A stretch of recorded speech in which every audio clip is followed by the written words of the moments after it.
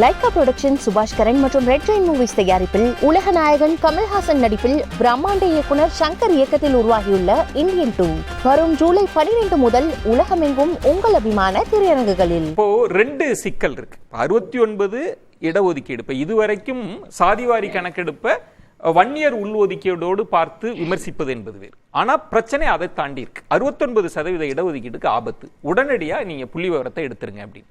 ஆனால் திமுக அரசு சார்பா சொல்வது மத்திய அரசு எடுக்கணும், மக்கள் தொகை கணக்கெடுப்போடு சாதிவாரி கணக்கெடுப்பு எடுக்கணும் அப்படின்னு ஒண்ணு இருக்கு. இதுதான் முக்கியமானது அப்படின்னு.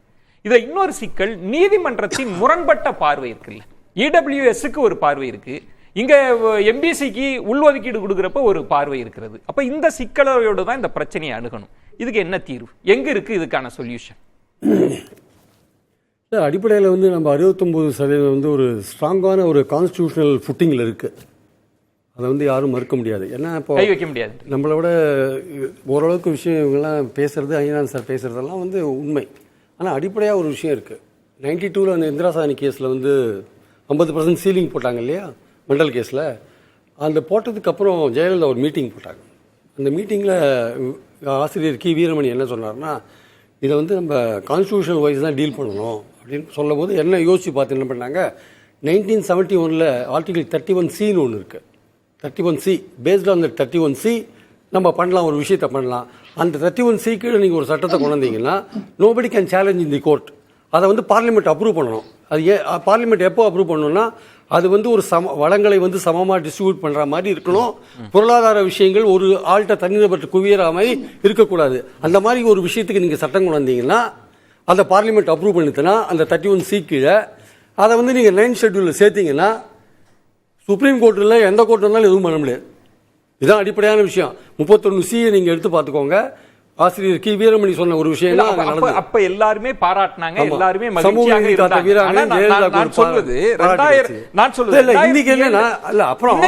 அப்புறம் மராத்தா கேஸ்ல 50% எக்ஸீட் ஆச்சுன்னா தூக்கி போட்டாங்க சுப்ரீம் கோர்ட்.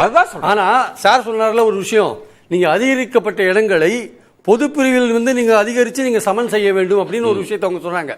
நீங்க 69 50% பொது பிரிவுக்கு எவ்வளவு கிடைச்சிருக்குமோ அதை நீங்க 19% அதிகரித்துக்கு ஏற்றபடி நீங்க இன்க்ரீஸ் பண்ணிக்கணும். பொது பிரிவுல இடங்களை இன்க்ரீஸ் பண்ணி நீங்க அட்ஜஸ்ட் பண்ணி. இப்போ வாதம் 2 இருக்கு. 9வது அட்டவணை பாதுகாப்பானதா இல்லையான்றது ஒரு வாதம், புள்ளி விவரங்களை யார் எடுக்கணும்ன்றது மற்றொரு வாதம். சாதிவாரி கணக்கெடுப்ப நம்ம எடுக்கணுமா மத்திய அரசு? புள்ளி விவரங்கள் இருக்கோ இல்லையோங்க, இந்த 9வது அட்டவணையில் சேர்த்த நம்ம 69% ஒன்றும் பண்ண முடியாதுன்னா பாயிண்ட். இத்தனை வருஷம் ஆச்சுங்க, என்னங்க பண்ண முடிஞ்சது உங்களால?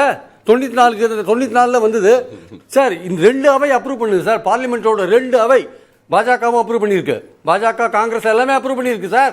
அதுக்கப்புறம் தான் 76வது அமெண்ட்மெண்டா சேர்த்திருக்கோம். அதை அன்புமணி ராமதாஸ் 76வது அமெண்ட்மெண்டா அது 94ல சேர்ந்து சேர்க்கப்பட்டு கான்ஸ்டிடியூஷனல் அமெண்ட்மெண்ட் சார். இது அது 25th அமெண்ட்மெண்ட் 31C படி பில் போடப்பட்டு பார்லிமெண்டால் அப்ரூவ் செய்யப்பட்டு அது எந்த கோர்ட்லையும் சேலஞ்ச் பண்ண முடியாதுன்ற ஒரு விஷயத்தில் இருக்கும்பொழுது அது 76வது அமெண்ட்மெண்ட்ல அதை 9வது அட்டவணையில் சேர்க்கும் பொழுது அதுக்கப்புறம் எந்த கோர்ட் என்ன சார் பண்ண முடியும்? சுப்ரீம் கோர்ட் அன்னைக்கு கட்ட பஞ்சாயத்து மாதிரி என்ன சொன்னாங்க, நீங்க இடத்த மட்டும் கொஞ்சம் பொது பிரிவில் ஏற்றிருங்க அப்படின்னு சொன்னாங்க. அதான் விஷயம் சார்.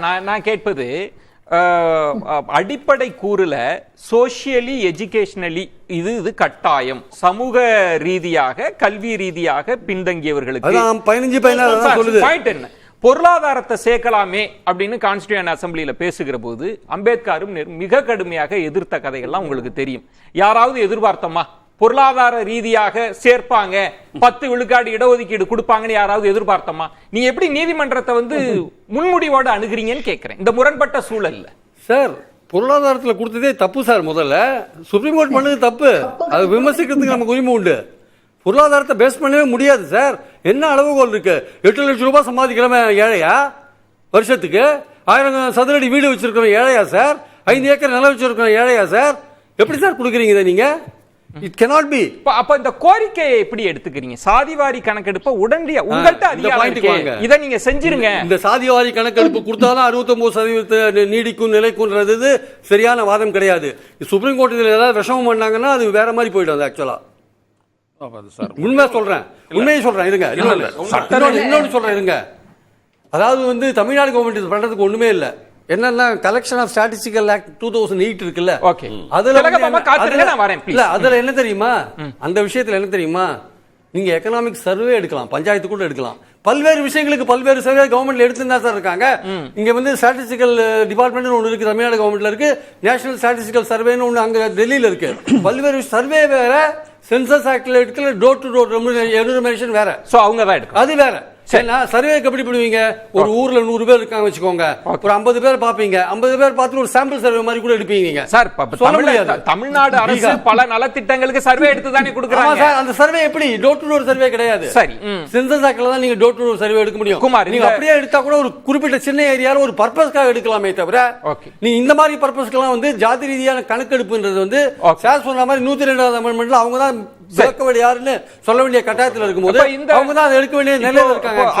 லைகா புரொடக்ஷன் சுபாஷ் கரன் மற்றும் ரெட் ஜெயின் மூவிஸ் தயாரிப்பில் உலக நாயகன் கமல்ஹாசன் நடிப்பில் பிரம்மாண்ட இயக்குனர் சங்கர் இயக்கத்தில் உருவாகியுள்ள இந்தியன் 2 வரும் ஜூலை 12 முதல் உலகமெங்கும் உங்கள் அபிமான திரையரங்குகளில்.